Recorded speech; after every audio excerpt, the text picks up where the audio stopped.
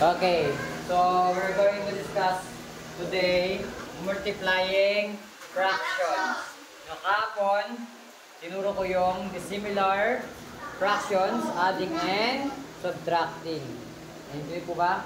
Nag-add and then nag-subtract. Now, we're going to multiplying fractions naman, no?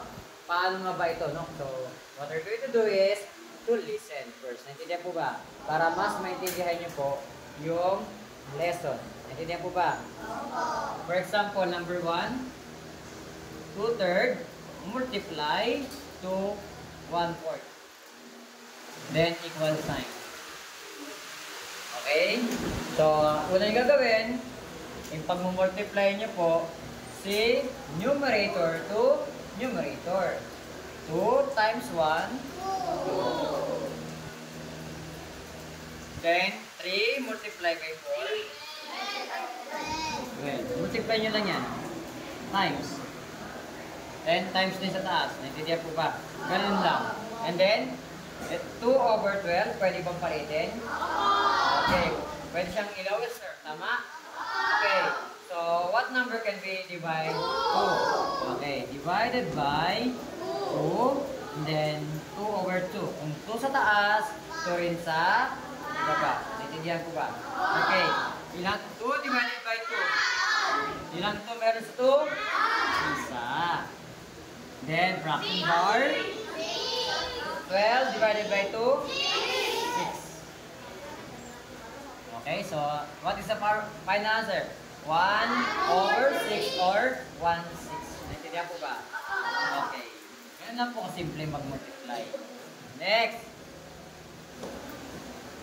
Then, tuturuan kayo paano sa multiply fraction magkaroon tayo ng cancellation method. Okay, pag sinabing cancellation method,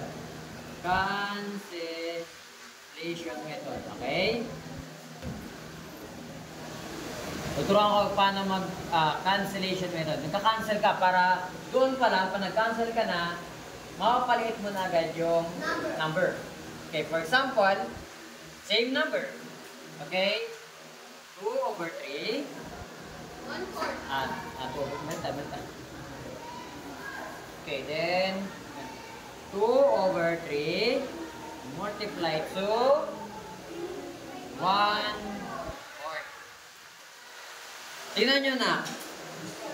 Sa taas, sa baba, magkatapat. May pwede silang palitin. Mag-isip ka ng number na pwedeng pan-divide. 2. Okay. So, ito, pwede natin palitin. 2 divided, cancel. Cancelin mo to. 2 divided by 2? 1. So, yung 2 mo, naging 1 na lang. 4 divided by 2? 2. Yung 4 mo, naging 2. Okay? Then, tignan mo buti kung meron ka pang pwede cancel. Or pwede pang number na pwedeng palitin. Okay, ngayon, kung wala na, equal sign ka na. Okay. Numerator, multiply to numerator. 1 times 1. 1. 3 times 2. 6. Okay, yun po yung cancellation method. Naintindihan mo ba? Ganun lang kasimple. So, ibig sabihin, pwede rin naman itong ginawa ko, long method. Pwede naman ito ay cancellation method. Dito pa lang, pinapaliit mo na yung fraction. Naintindihan po ba? Nag-isip ka ng number na pwedeng pan-divide, no? Kung 2 ginamit na rin sa taas, 2 rin dapat sa ibaba. So, ganyan ito. Ito lang yun ako. Yun, gumamit tayo ito. Naintindihan po ba? Alright, for example. Okay? So, halimbawa, 4